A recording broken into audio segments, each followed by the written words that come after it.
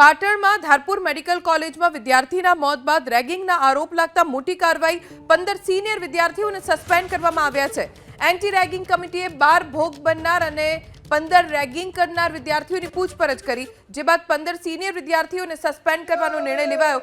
સાથે પોલીસ ફરિયાદની કાર્યવાહી શરૂ કરવામાં આવી છે। જો કે રેગિંગની ઘટનાને લઈને રવિવારે મોડી રાત્રે એબીવીપીના કાર્યકરો કેમ્પસ પહોંચ્યા અને ન્યાયની માંગ સાથે સૂત્રોચ્ચાર કર્યો। આ સમયે પોલીસ અને એબીવીપીના કાર્યકરો વચ્ચે ઝપાઝપીના પણ દ્રશ્યો જોવા મળ્યા। બાદમાં પોલીસે 8 થી વધુ એબીવીપીના કાર્યકરોને ડિટેઇન કર્યા। મૂળ સુરેન્દ્રનગરના જેસડા ગામનો અનિલ મેથાણિયા નામનો વિદ્યાર્થી એમબીબીએસના પ્રથમ વર્ષમાં અભ્યાસ કરતો, તેનું મોત થતા પરિવારજનોએ આરોપ લગાવ્યો કે સિનિયર વિદ્યાર્થીઓએ રેગિંગ કરતા અનિલનું મોત થઈ ગયું।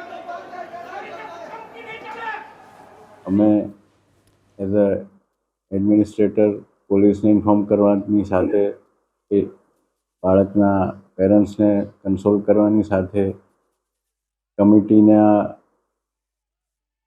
27 સ્ટુડન્ટ્સના નિવેદનો લેવાની સાથે રિપોર્ટ બનાવી ને જે જવાબદાર 15 સ્ટુડન્ટ્સ છે એમને જે સસ્પેન્ડ કરવાની કાર્યવાહી કરેલી છે। આગળની કાર્યવાહી માટે જે પોલીસના વિભાગને અમે જે તે જરૂરિયાત છે એ પૂરી પાડીશું।